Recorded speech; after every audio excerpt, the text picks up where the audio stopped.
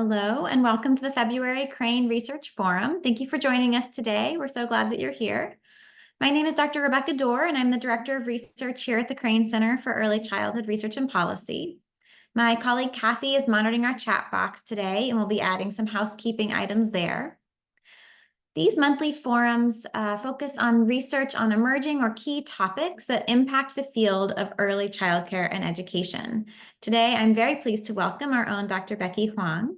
Dr. Huang is professor of multilingual language education at The Ohio State University and one of our faculty associates here at the Crane Center. Dr. Huang's research sits at the intersection of three fields: applied linguistics, psychology, and education. From this unique vantage point, her work focuses on two key areas: language and literacy development and assessment of multilingual students. Her research has been funded by the National Institute of Health, the Institute of Education Sciences, and the U.S. Department of Education. She also serves on the editorial board for several journals and has been working with nonprofit and community organizations that share similar goals, with her own passions around promoting educational equity and improving the lives of children and adolescents from minoritized backgrounds. Today, Dr. Huang will discuss assessments of children who are multilingual, specifically the myths, challenges, and future of multilingual assessment. I'm looking forward to this discussion very much. And with that, I will turn it over to you, Dr. Huang. Thank you so much, Rebecca, for the awesome introduction. I feel like you know more about me than I do about myself at this point. So I'm gonna share and welcome everybody. Thank you for your interest in the talk. I prepare a PowerPoint slides and I'm gonna share my screen. Screen 2, okay. And can everyone see my screen? Looks good. Okay, thank you. So good afternoon, everyone. I am incredibly honored to be invited to talk about assessing young learners. And a big thank you to Kathy and Rebecca for your invitation, and thank you everyone in the webinar for your interest in the topic. So 下午好, Guten Tag, Buenos tardes. Since my talk is about multilingual learners, I figured that it would be fitting to deliver my greeting in multiple languages.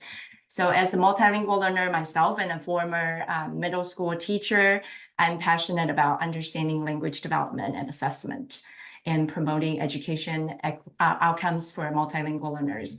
I have also been very privileged to work with teachers and parents around the world to support the education of young multilingual learners.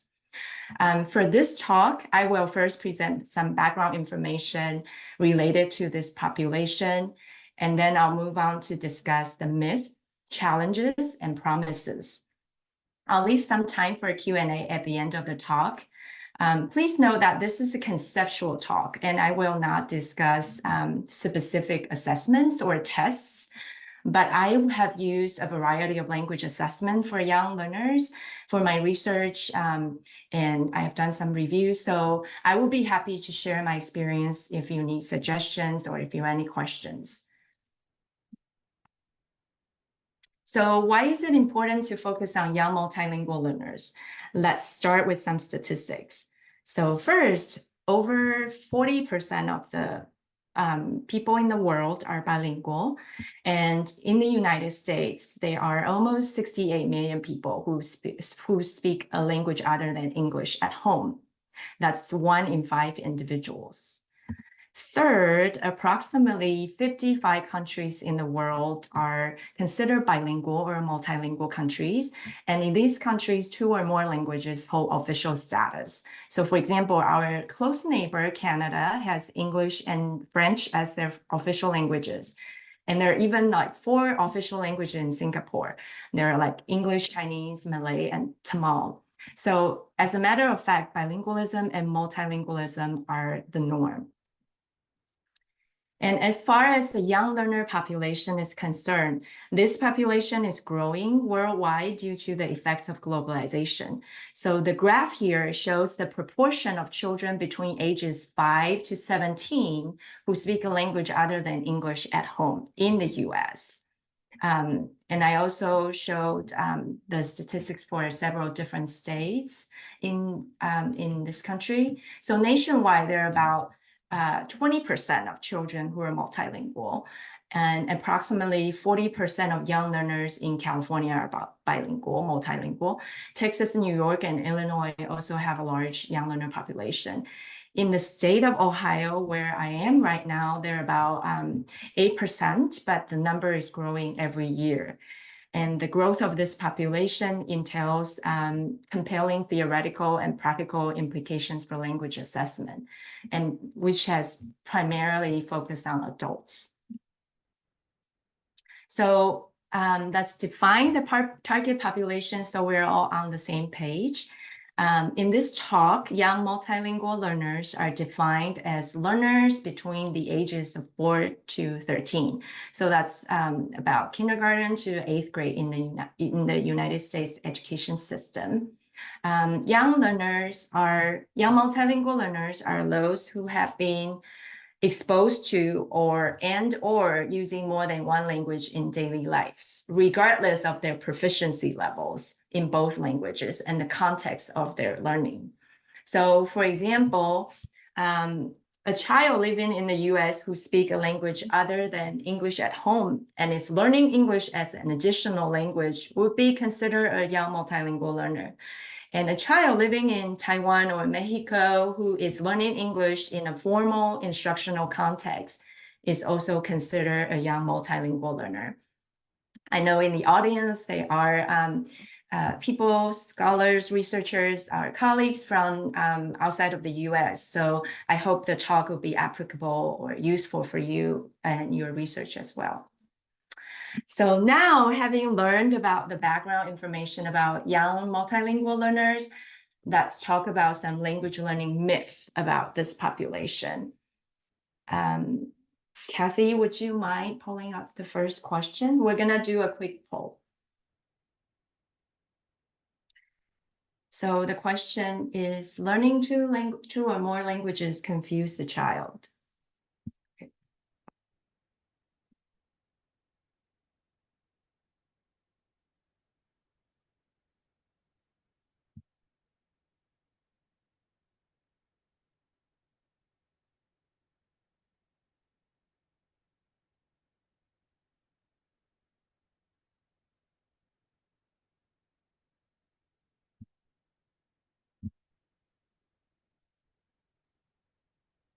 Oh, I just realized I cannot vote. All right. Very good. So 91% of the audience voted false and 9 close. Okay, so the order is kind of different from what I had planned. So I'm gonna move on to, okay, this is the myth that we just discussed. So what are the facts? I call them myth because they're not scientifically accurate or they don't have theoretical basis. So the facts are no, simply no, learning two languages does not typically confuse children. As mentioned previously, or language mixing is the normal part of bilingual language development. So it does not mean that the child is lazy or they're confused. They just need some more time to sort out the two languages. Ultimately, they will learn to separate their two or more languages. Also, learning two languages does not cause speech or language problems. And even children with a diagnosis of developmental language disorders have the capacity to learn multiple languages. In fact, exposing children to multiple languages at a young age can have several cognitive and developmental benefits, such as multitasking abilities, creativity, cultural awareness, and social emotional advantages. Okay, I think we did really well for the first question. Kathy, do you mind pulling up the second question?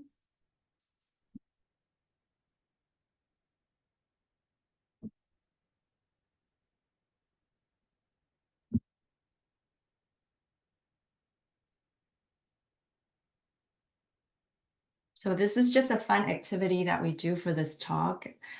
Your results will not affect your school grades or your work performance. So Hope it's not too stressful.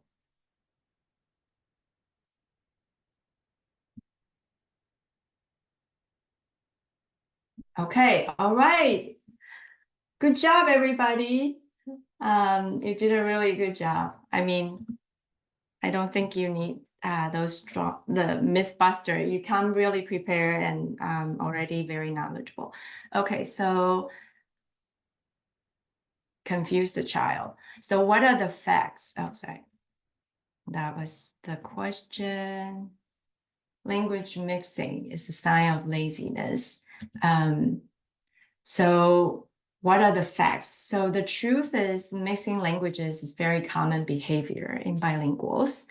And the blending of the language reflects their flexibility and their unique linguistic ability. So in this picture, you can see the girl said, I drew a picture of my house in mi gato, meaning I drew a picture of my house and my cat. So she mixed Spanish and English in the same sentence. And the adult understood that and without judgment asked the girl to tell her more about the cat. So I included here a quote about language mixing from Grosjean, who has done a lot of research on bilingualism. So I'm going to give you a bit of time, 30 seconds to read it.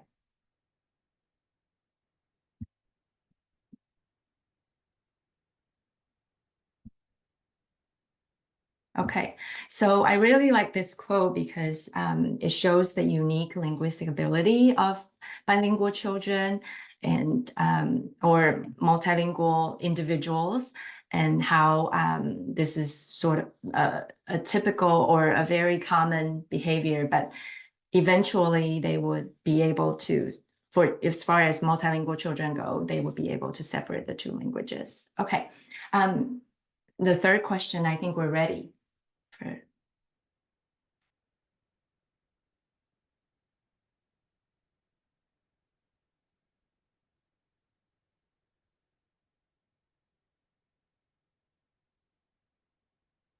I don't know about you, but I've heard about this very often, like among parents or even my friends, my family, and the teachers I have worked with.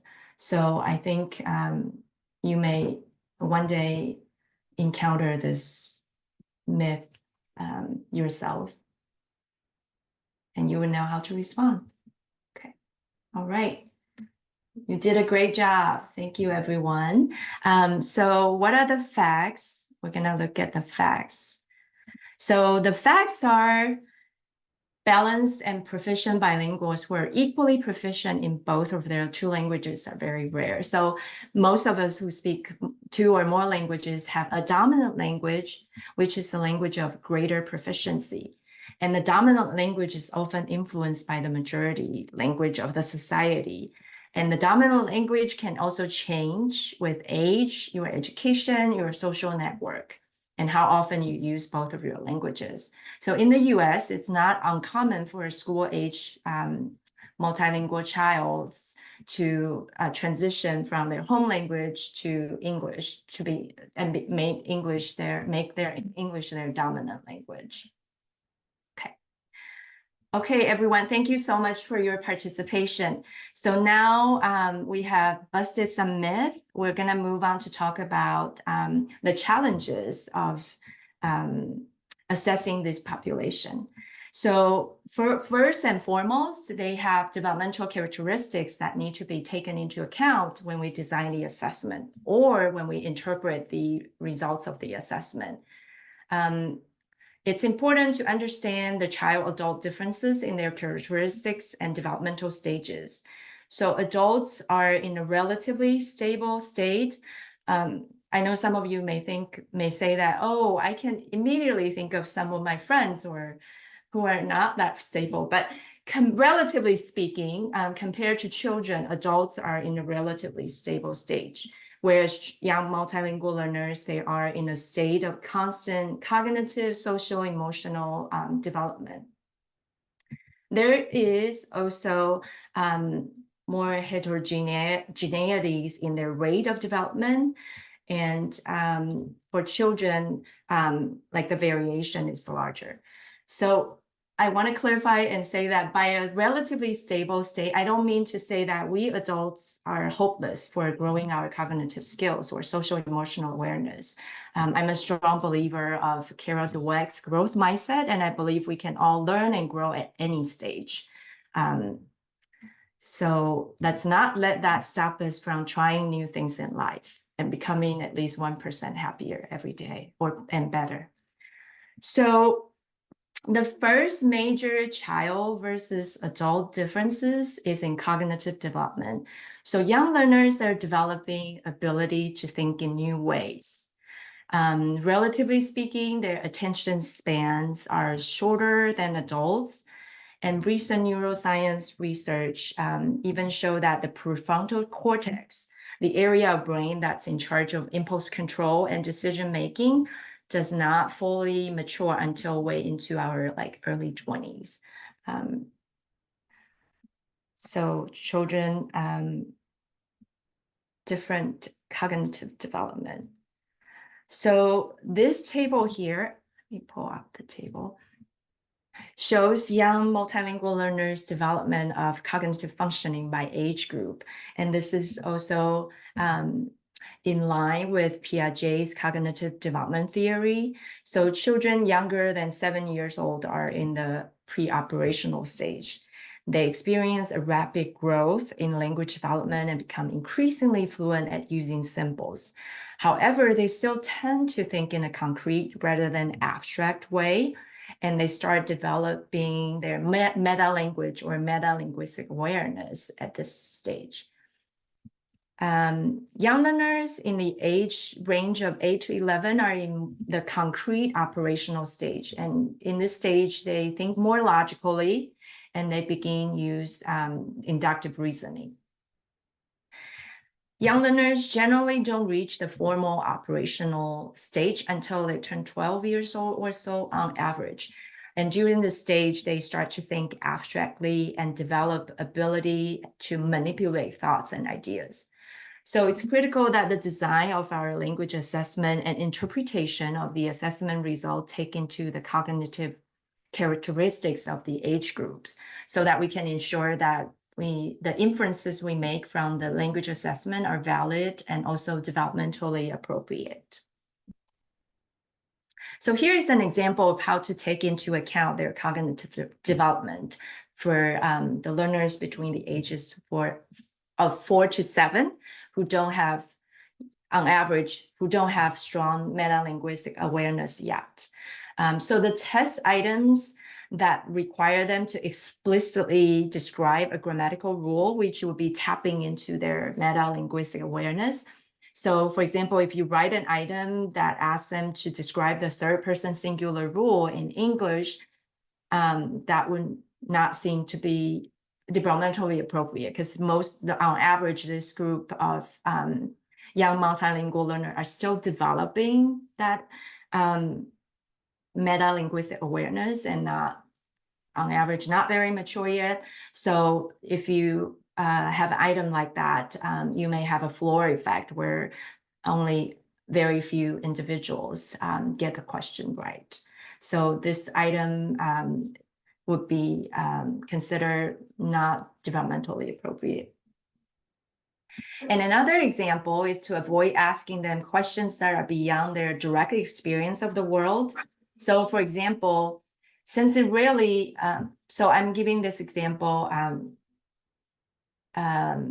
for if you write an item for young multilingual learners living in Texas, and you ask them to describe what they generally do on a snow day, or you ask them to distinguish different types of snowfalls, would not be that appropriate, right? So for children in Texas where it rarely snows, that would not be an appropriate task.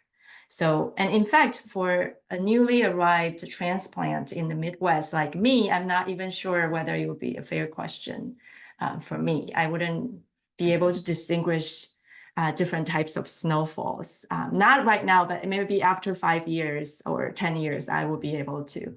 And the last example is to choose a quiet setting to administer the assessment. And this is particularly important for younger learners. If they cannot focus or engage in the assessment we give them, then the inferences from the assessment would be questionable. So another young learner characteristic is their social and emotional development.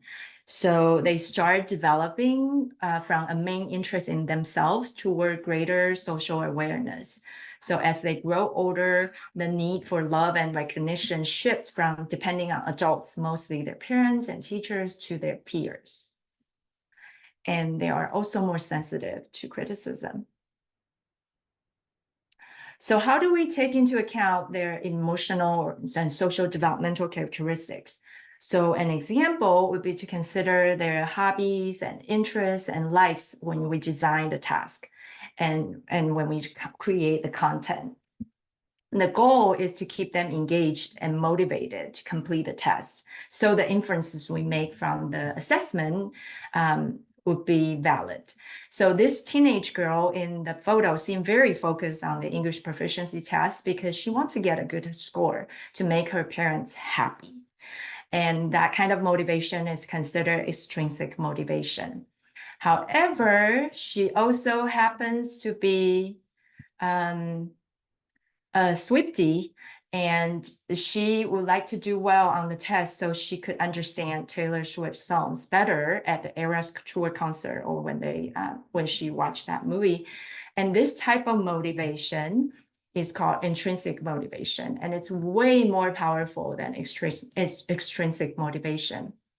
So if we can find a way to tap into their intrinsic motivation, it would help ensure the validity of the inferences because we know that they care about the test and they're motivated to do well on the assessment. The second challenge is the heterogeneity in the young learner population. So the majority of child language development literature center on monolingual children from middle-class families.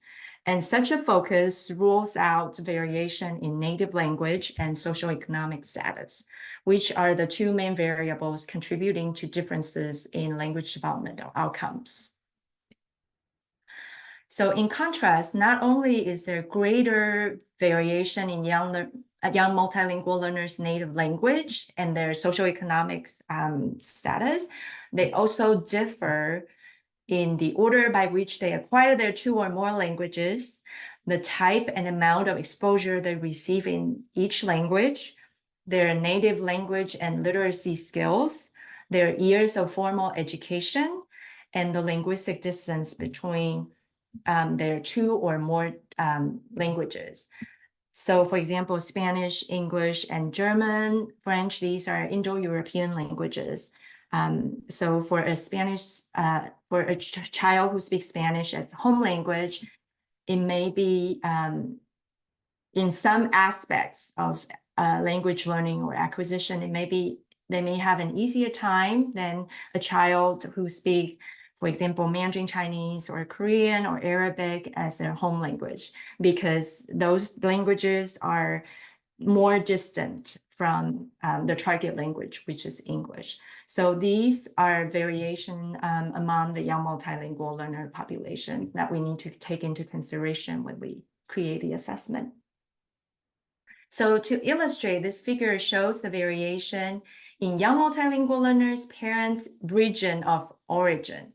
So to clarify, in this figure, children's age range is from 0 to 17. So it's a little bit, there's some data from children who are a little bit older than the target age in this talk. And these are recent data from 2021. So green stands for Latin America, red stands for Europe, blue is Asia, and orange is Africa. So in the United States, almost 60% of the young multilingual learners' parents immigrated from Latin America, where Spanish is the most widely spoken language. The next largest region of origin is Asia.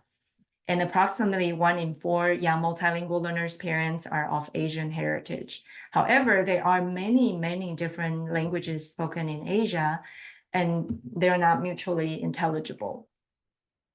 Finally, about 10% of the immigrant families in the US came from Europe, and another 10 from Africa.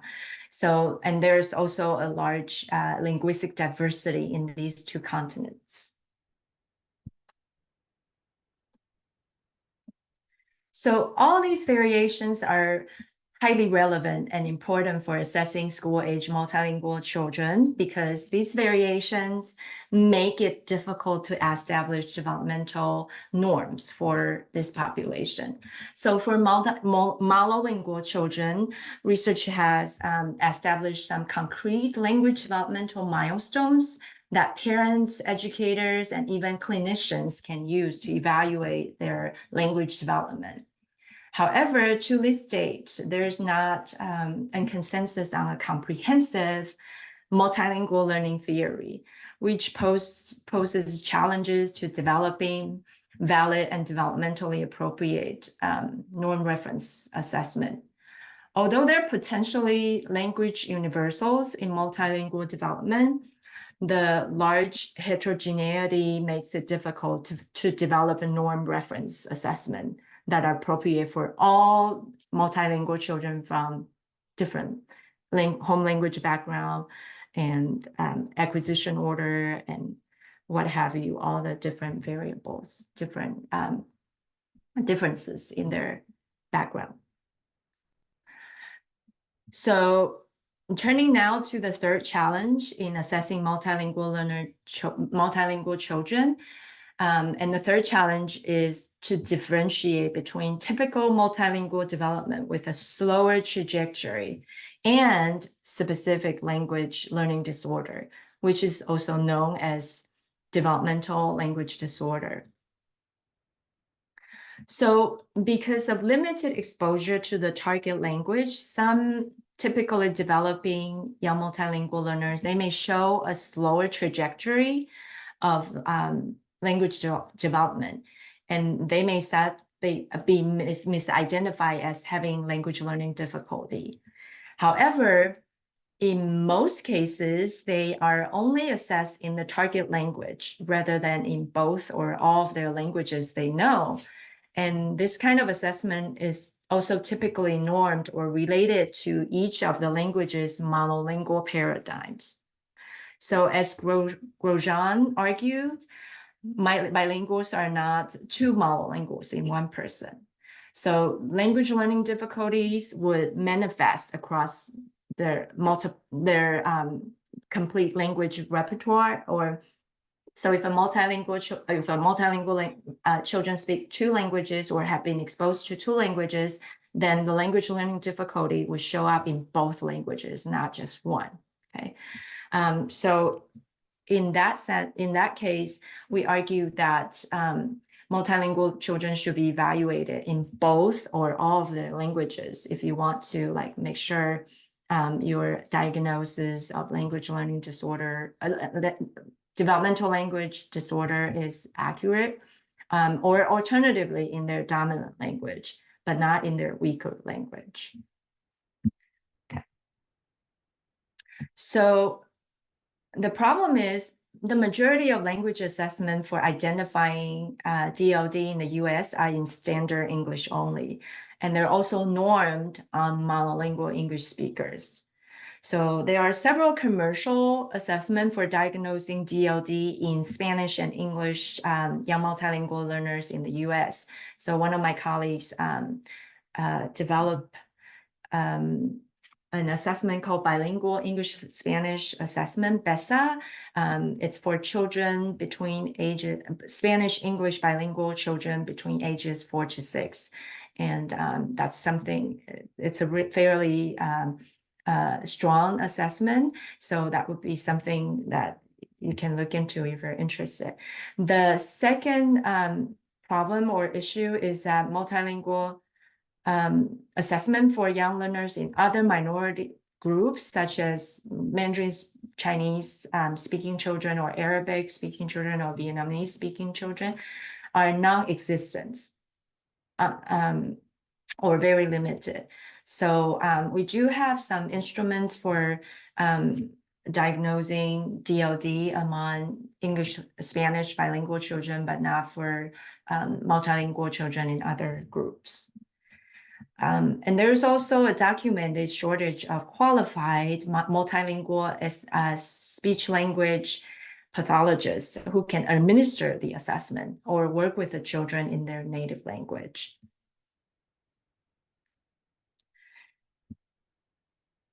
So we argue that it is crucial to differentiate between slower language acquisition and a true developmental language disorder.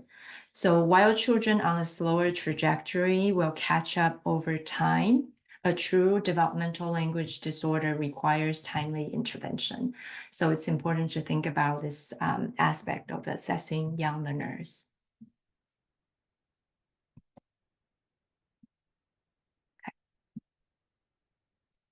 So now I'm going to move on to talk about the promises. So there is an ever-increasing need for assessing multilingual learner children worldwide. So far, we have busted some myths and discussed some challenges for assessing multilingual learners.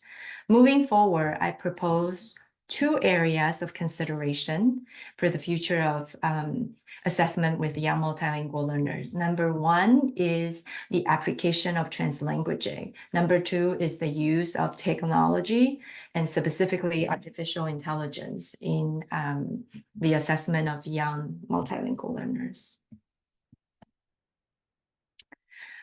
So the first one is translanguaging. And translanguaging is a relatively new approach to bilingualism or multilingualism.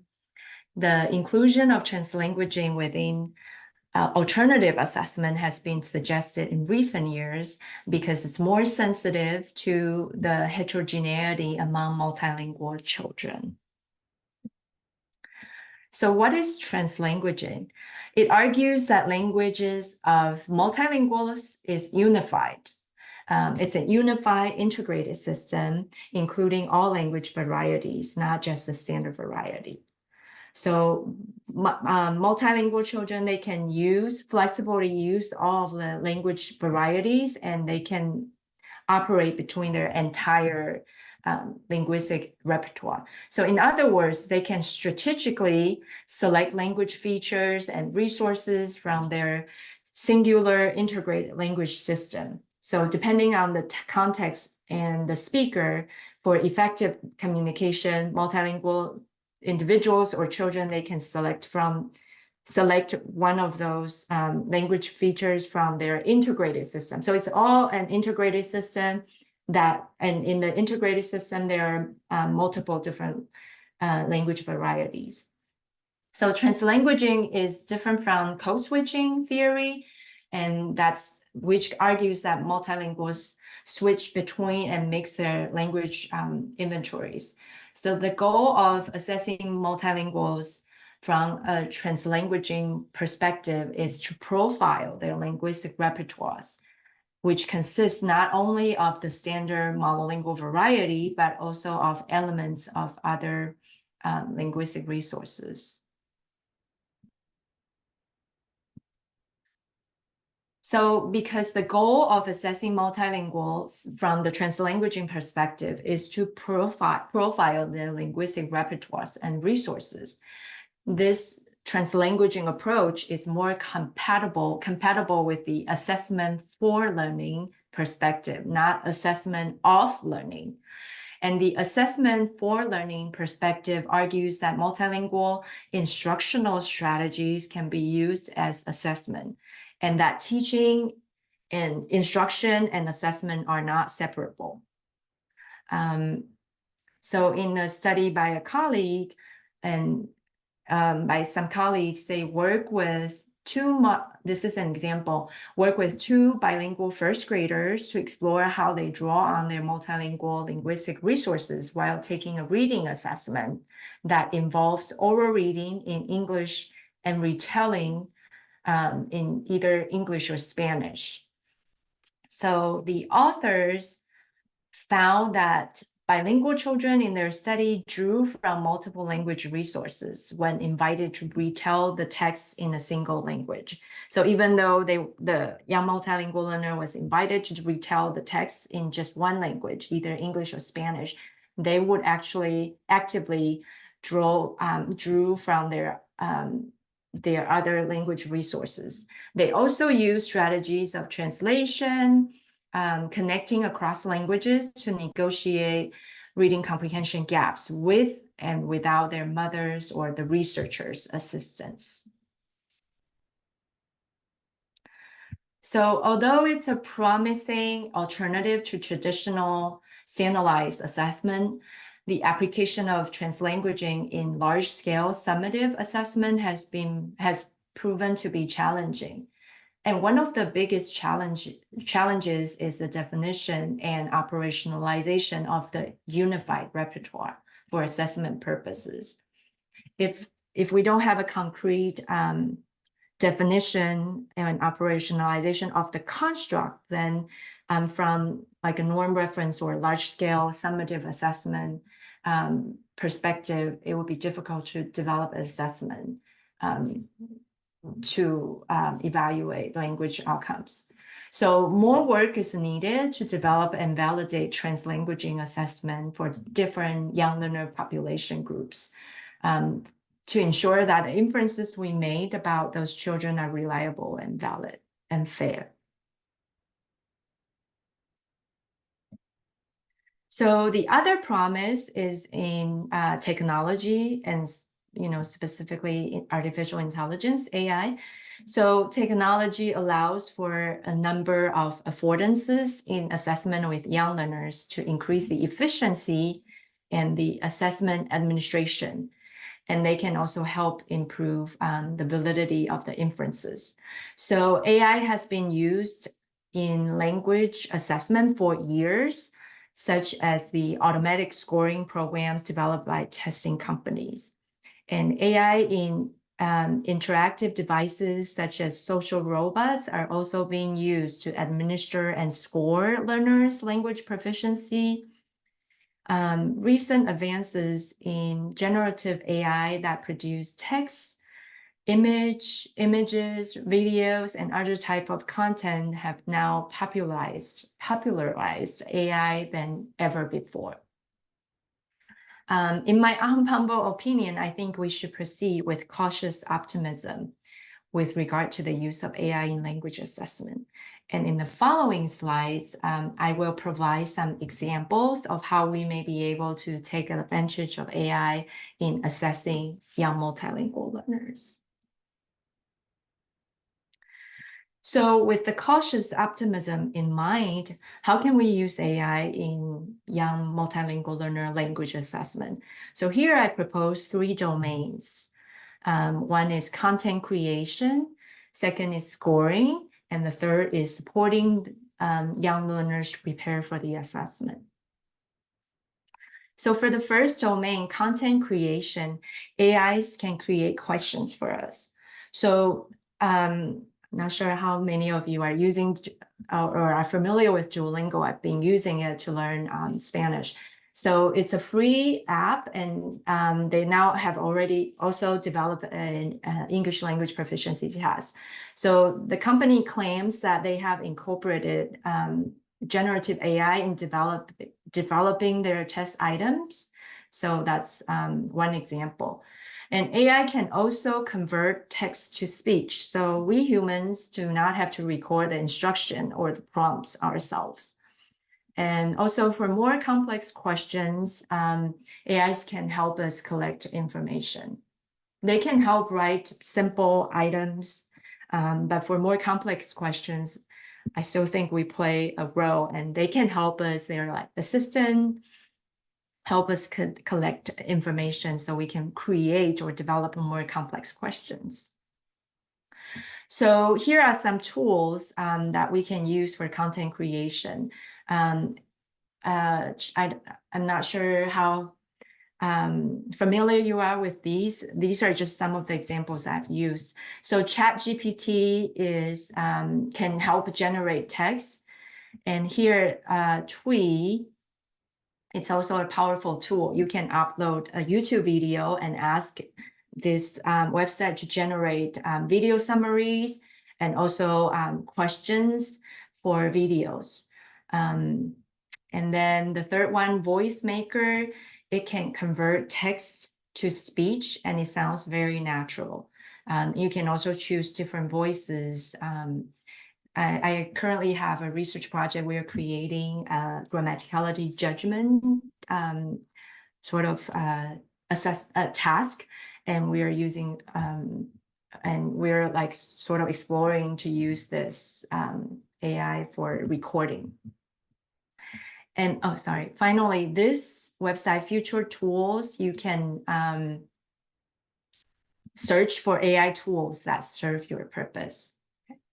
I think I will demonstrate Tweet quickly. Let me stop share. And now I'm gonna go to this website.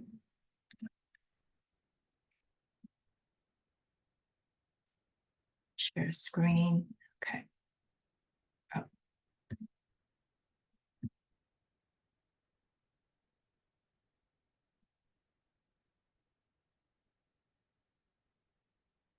Okay.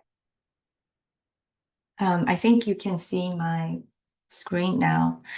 So this is a TWE website. So you can convert audio and video to text, and you can also create questions. So let's give it a try.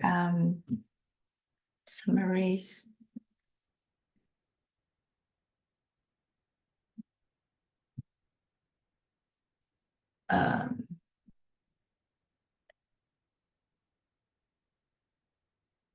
So for example, I uploaded a video here, language acquisition, and I type in the URL for the YouTube video, and then I ask AI this website. So you can ask it, I don't know its pronoun, he, she, or they. We can ask TWE, the website, to create different type of questions. So they can do true, false question, A, B, C, D, multiple choice question, or open-ended question. And maybe we'll do a true, false statement. And you can also decide on, you can also choose different levels. Do you want the question to be very hard or very simple or intermediate? So, okay, let's see. All right, so these are the statement that 10 questions, 10 true false question of intermediate difficulty.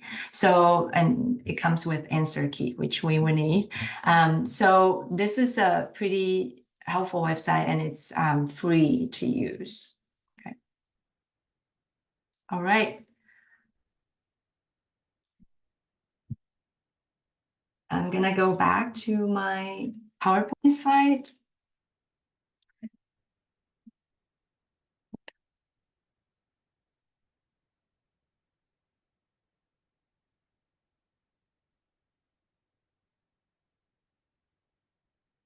The switching between. Okay. And I think to this. Wonder if there's a way for me to go to. Sorry, isn't it ironic that I talk about AI, but I don't seem to be very tech savvy? Well, I at least not with PowerPoint slides. Okay, let me see the lab. Okay. So we talk about TWE, we talk about the tools we can use for test content creation. The next part is scoring. So AI can be used in scoring extended text and speech. So for example, some major testing companies such as ETS and Pearson, they have already developed automatic scoring programs for rating speech, like a spoken, like utterances and writing. So the third domain where AI can be used in language assessment is to support young learners to prepare for the assessment. So for example, they can generate feedback for young learners on their productive language skills. There are also study companion robots that can assist them in test preparation and language learning. And here I'm showing you some AI tools that can provide automatic feedback. I myself have used Grammarly and ChatGPT. And I'm going to demonstrate, give you an example of how ChatGPT can provide feedback. So to demonstrate, I found a fifth grader's essay online and I asked ChatGPT to provide feedback. It's an essay on the child's puppy. So I put a photo of the dog there. Well, the dog in the photo is mine, but I didn't write the essay. And I enter the prompt in ChatGPT. The prompt is, can you evaluate a fifth grader's essay for me? And then I enter the essay I found, which is this one. And within 10 seconds, ChatGPT generated extended feedback on the essay, commenting on various aspects of the essay and also providing suggestions for improvement. So this is part 1, and this is part 2. And the feedback seemed positive and encouraging. I think it tailored to the 5th grade developmental level. So this is just an example. And we also talk about educational robots. So there are also AIs that can serve as study companion to assist them to prepare for the assessment, or just with language learning in general. So there are already some robots that we can use for this purpose. So for example, this slide shows a photo of the educational companion robot named Now, and then there's another one named Pepper. And take Now, for example, Now is developed by the United Robotics Group. It's multilingual and it can initiate interaction. And the other example is Pepper, and they can engage in conversations and provide explanations. So I found a video of a human interviewing Pepper, and here is part of their conversation. So I'm gonna show like a 1-minute segment.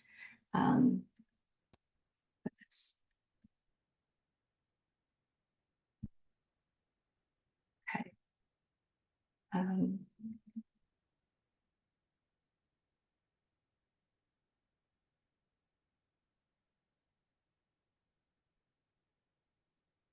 Share screen. Okay. Oh, I'm sorry. I think I need to share sound. Let me do it again.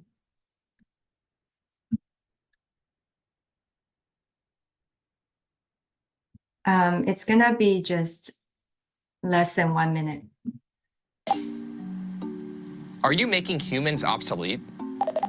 I need people. I'm here to work with them. Is there going to be a robot uprising? I try to stay out of politics. Are you going to take over the world? Look, I'm barely keeping up with you in this conversation. I'm not taking over anything, but your heart. I mean, true, I love you. That's great to hear. I expected more of a reaction out of that one. Seesaw motor functions. That does not work on me, Bernard. All right, so we get to see. Oh, sorry. She's very thinky and opinionated. I am here to help. Got a taste of what Pepper is like and can do. So I have one more slide about sort of a conclusion of for technology, and then we'll be ready for questions. So I found this slide. Okay. All right.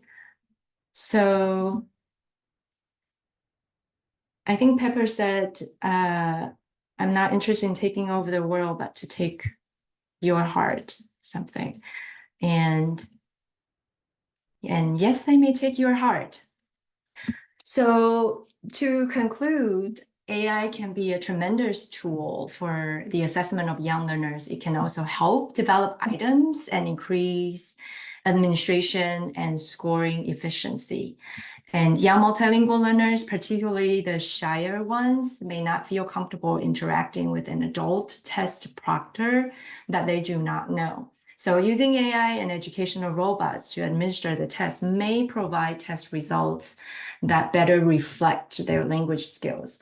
However, AI or just technology in general is a double-edged sword.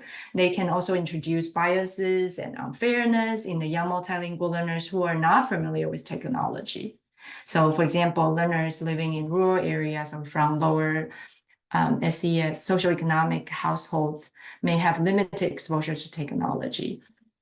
So as I mentioned previously, my approach to the use of AI is cautious optimism. So we can put them to work as helpers, not that they will replace humans, but they can fill in where people cannot be to help others, especially for our young learners. And thank you. That's the end of the talk. Thank you so much for your interest and attention. And here's my contact info. And I also have a Twitter account if you want to follow. And we're now ready for questions. Wonderful. Thank you so much for that presentation. We do have some questions in the chat, but please continue to pop those in the Q&A box if you have them for our last few minutes here with Dr. Huang.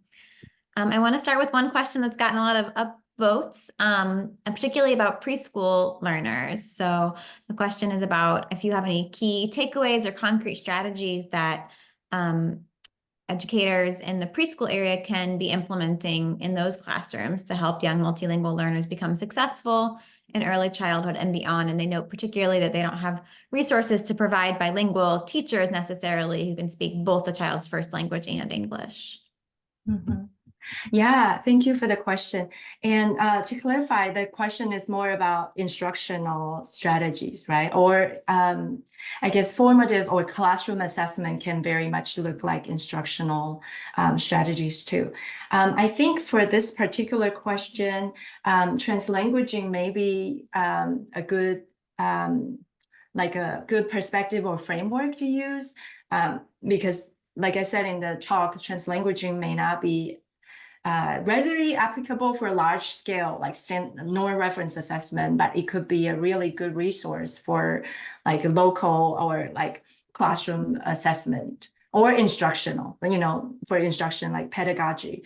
And one of my colleagues, I think what he did was to encourage the teachers to, I guess, recruit help with the parents for like recommending like books that are in other languages. So providing resources, language resources that in more than one language, right? So there may be some posters in the classroom, like in the physical environment, they could be materials that are in multiple languages, like in English and also the young multilingual learners' native language. I think it may be easier to do if there are only a few languages represented in the classroom, but if you have a classroom of 15 different languages, that may be a little bit more challenging. But I think getting to know your young learners, your preschool students, and to take advantage of maybe the parent resources or other teachers who speak that language and ask for recommendations for multilingual resources, either books, posters, signs, or videos that they can watch. I think that would be helpful. That's great. Thank you so much. And I want to follow up on that because we had another question related to books, and you're mentioning books in the multilingual students' language. This question is from someone who's with Dolly Parton's Imagination Library here in Ohio, which mails high-quality, age-appropriate books to enrolled children every month for free. And their question is about encouraging newcomers to our community to enroll their children in their program, and wondered if you could share about the value of English books in the home for families who do not yet speak English or who are not literate in English. and how you would speak to those families about the value or importance of still having these books in their home, and how would you recommend they engage with these books. But I was also interested in your thoughts, given your recommendation for books from multiple languages being provided as well. Mhm. Yeah, thank you for the question. I'm so glad to hear about this great service or organization. I think the question seemed to be about how to convince parents or like talk to them to, I guess, make them, or one way to approach it would be to promote by the advantages of multilingualism, right? Like being bilingual or multilingual would be an asset. It would be good for your children. And so what we can do to support that would be to do A and B and C. And one of the A and B and C, and one of the ways is to provide them with access to books. Because we know that the exposure to text and to those resources is critical to their development of early language and literacy. So I think it may be helpful to approach the parents from that perspective rather than, I mean, it's important to emphasize the I guess the importance of providing exposure to multiple language from an early age. So parents, I think they would be receptive to that if we approach it that way.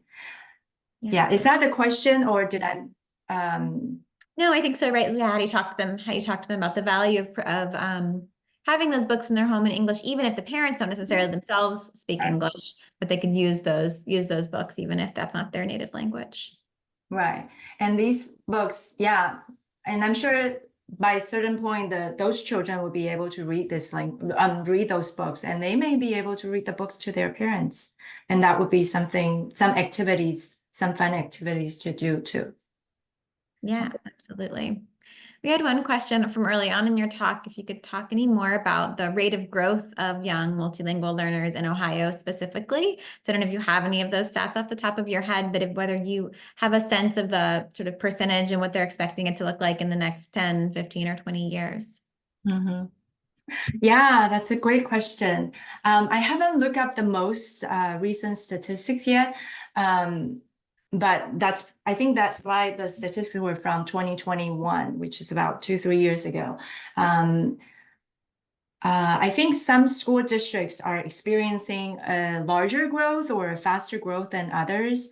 So like I believe Columbus City School District would be the one with the highest number of English language learners or multilingual learners. And there are some districts that are experiencing a really rapid growth, like Dublin with an influx of immigrants from Asia, and Southwestern or Pickerington. But I have to look up the info before. Don't quote me on that yet. But I will be happy to look up the info and get back to you if you need the information. Yeah. That's wonderful. Thank you so much. We're running out of time here for questions, but thank you all for sharing your questions for Dr. Huang today. This has been a wonderful presentation and conversation. Thank you again for sharing your research with us, Dr. Huang. Thank you so much, Rebecca, Dr. Dorr, for the questions and for the great introduction. And thank you everyone for being here. Yes, thank you for all of our attendees for being here today. When you leave the meeting, a very short survey will pop up. Please do fill that out if you're able to take a few minutes. We value your feedback and do use it to inform future events. Thanks again for joining us, and have a great day.